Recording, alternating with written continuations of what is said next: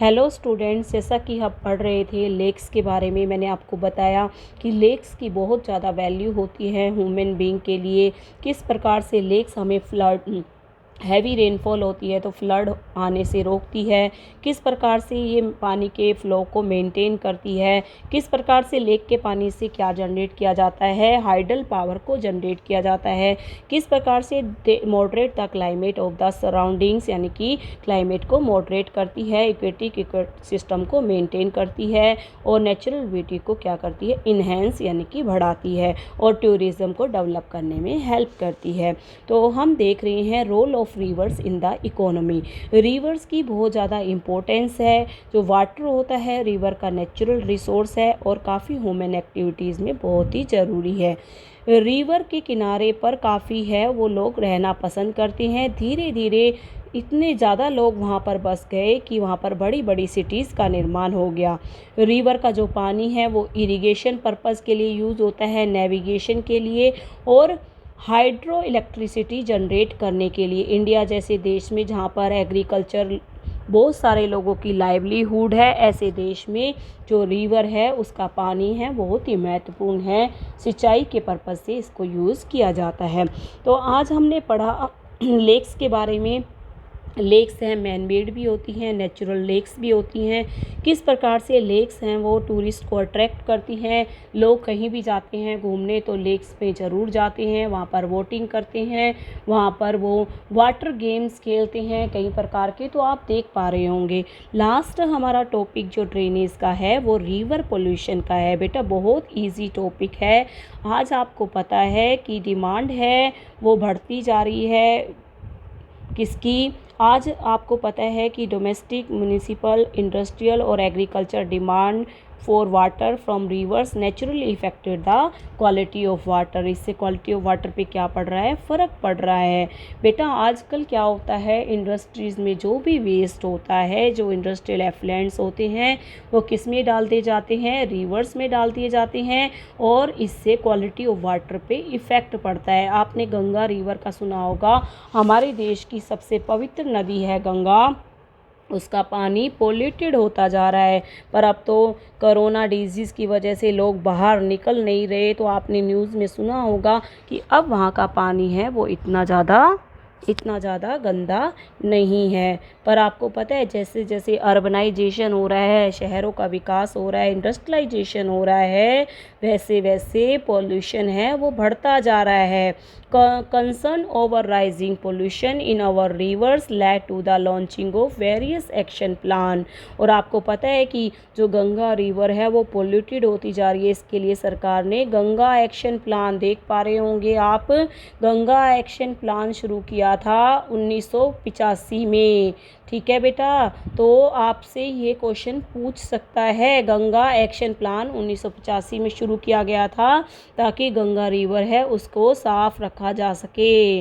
Have you heard about such action plan? आपने क्या सुना है?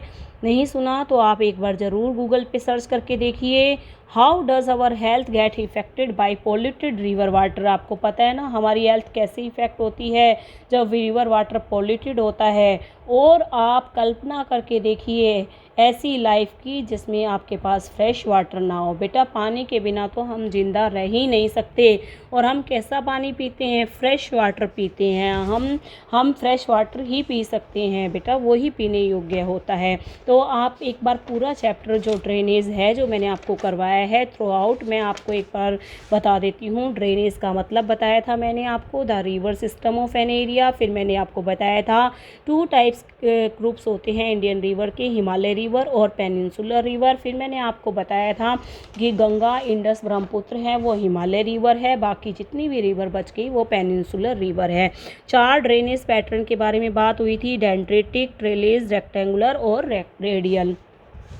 फिर आप ये मैप को भी बहुत अच्छे से देखना। इंडस रिवर यहाँ से निकल रही है जम्मू कश्मीर के लद्दाख डिस्ट्रिक्ट में, फिर पाकिस्तान में गिर रही है। फिर यहाँ से ब्रह्मपुत्र रिवर निकल रही है, अरुणाचल प्रदेश में जा रही है, बे ऑफ बंगाल में मिल रही है।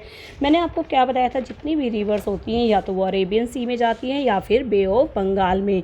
फिर आपने इंडस रिवर के बारे में पढ़ा था, इसकी लेंथ है वो 2900 किलोमीटर है। फिर आपने क्या पढ़ा था, इंडस वाटर ट्रीटी हुई थी 1960 में, जिसके अकॉर्डिंग 20% पानी है इसका कौन यूज़ करता है, इंडिया इरीगेशन इरिगेशन पर्पज़ के लिए पंजाब और हरियाणा में।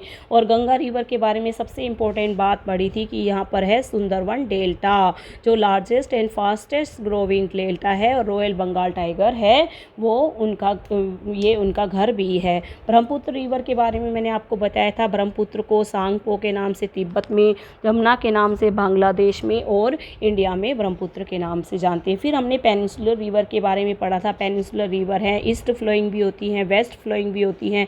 वेस्ट फ्लोइंग पेनिनसुलर रिवर है नर्मदा और तापी है, ये एस्चुरी का निर्माण करती है, और ये किस में जाके मिलती है बेटा, अरेबियन सी में, क्योंकि ईस्ट फ्लोइंग रिवर किस में जाके मिलती है, बे ऑफ बंगाल में।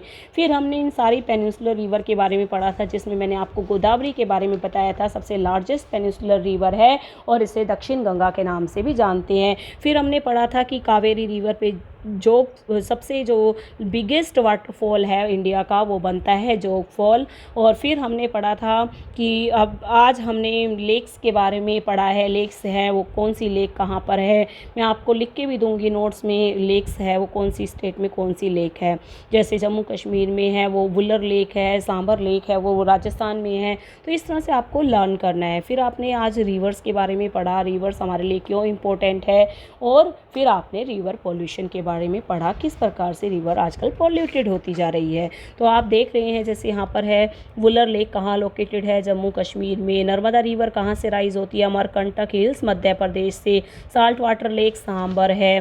फिर आप देख रहे होंगे longest river of peninsular Godavari. फिर आप देख रहे होंगे कि which one amongst the following river flow through a rift valley, तो इसका आंसर है तापी।